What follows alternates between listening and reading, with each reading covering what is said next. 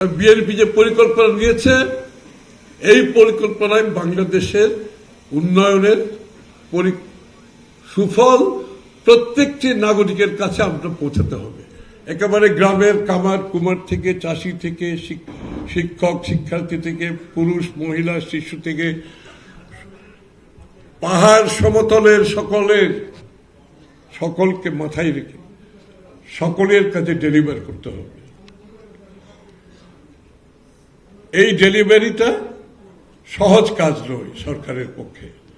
এই ডেলিভারির সাথে আমরা সকলে সম্পৃক্ত হতে হবে এবং দেশের উন্নয়নের সুফল যদি প্রতিটি নাগরিকের কাছে যদি আমরা পৌঁছাতে না পারি তাহলে গণতন্ত্র কাজ করবে না। আমরা গণতন্ত্রের কথা বলি তো, গণতন্ত্র কাজ করে না।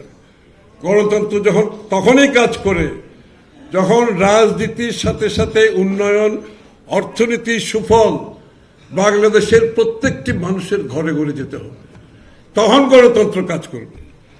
নাহলে গণতন্ত্র বক্তৃতার মাধ্যমে, খালি নির্বাচনের মাধ্যমে গণতন্ত্র বাস্তবায়ন হয় না। গণতন্ত্রের সুফল, অর্থনীতির সুফল প্রত্যেকটি মানুষের কাছে আমাদেরকে পৌঁছে দিতে হবে। এই পরিকল্পনার মধ্যে সবগুলো এখানে আছে। চাষি, কামার কুমার, শিক্ষক শিক্ষার্থী সবার জন্য আছে। তাহলে সবাইকে সম্পৃক্ত করার যে পরিকল্পনা সেটা আমরা বাস্তবায়ন করতে হলে এই কাজটা আমরা সকলে সম্মিলিতভাবে করতে হবে। এখানে কৃষকের কথা বলা আছে, ওনারা যারা এক্সপার্ট গ্রুপ আছে, আমি আনন্দিত যে আমাদের দলের মধ্যে একটা এক্সপার্ট গ্রুপ সৃষ্টি হয়েছে, একটা ইন্টেলেকচুয়াল একটা গ্রুপ সৃষ্টি হয়েছে যারা এই পরিকল্পনার সাথে জড়িত, যারা এটাকে বাস্তবায়নের আর্কিটেক্ট হিসাবে একটা শুরু করেছে কাজটা। এটা শুধুমাত্র এই কাজগুলো কিন্তু একদিনে হয় নাই, এটা মাসের পর মাসের পর আলাপ আলোচনা, আপনাকে এটার জন্য অনেক সময় দিয়ে অনেকের মতামত দিয়ে এই কাজগুলো কিন্তু করা হয়েছে। ইংরেজিতে বলে they burn lot of midnight oil. সুতরাং এই পরিকল্পনা এমনি আসে না, এটার কোনো রাজনৈতিক স্টেটমেন্ট না। 4 গুণ শক্তিশালী এনজাইম ও অধিক ফেনা সমৃদ্ধ অরিক সিলভার ওয়াশ মাত্র 70 টাকায়। It is a political statement, it's a political commitment. এবং কমিটমেন্ট যখন আমরা করি, এই পরিকল্পনার পিছনে প্রচুর কাজ হয়েছে, অনেক রিসার্চ হয়েছে এবং এটা পরিকল্পনা করার পরে তারপরে হয়েছে এটা কিভাবে বাস্তবায়ন করবেন। বাংলাদেশের মানুষ, বাংলাদেশে নয় শুধু সারা বিশ্বে জনগণ রাজনীতিবিদদের উপর বিশ্বাস রাখতে চায় না। এটা তো সত্য কথা, তাই না? রাজনীতিবিদরা বক্তৃতা দেয় কিন্তু কাজের সময় কোনো বাস্তবায়ন হয় না।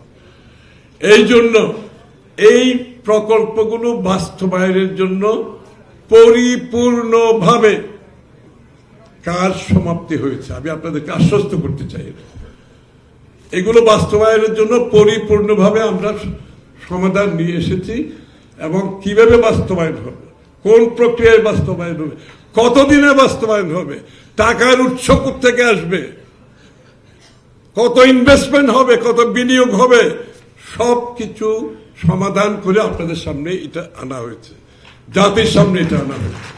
আমি শুধু এইটুকুই বলবো যে এটাই হচ্ছে আগামীর রাজনীতি, এটাই বাংলাদেশের রাজনীতি, এটাই বাংলাদেশের গণতন্ত্র বাস্তবায়নের রাজনীতি।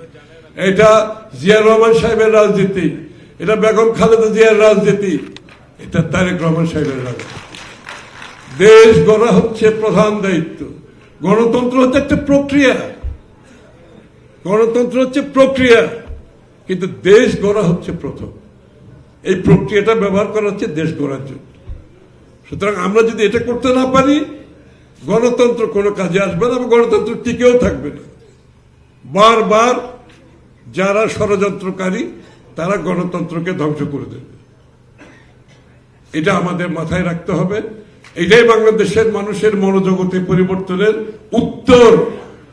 মনোজগতের পরিবর্তনের উত্তর হচ্ছে এটা। এই দেশ গড়ার যে বিষয়টা, আমরা এই মেসেজিংটা দিতে হবে প্রত্যেকের বেলায়, যার যেখানে যেটা প্রযোজ্য সেই মেসেজ আপনারা পৌঁছে দেবেন। এবং নেতা আসতেছে 25 তারিখে, বাংলাদেশের রাজনীতিতে গণতান্ত্রিক অঙ্গনে নূতন জোয়ার সৃষ্টি হবে ইনশাআল্লাহ।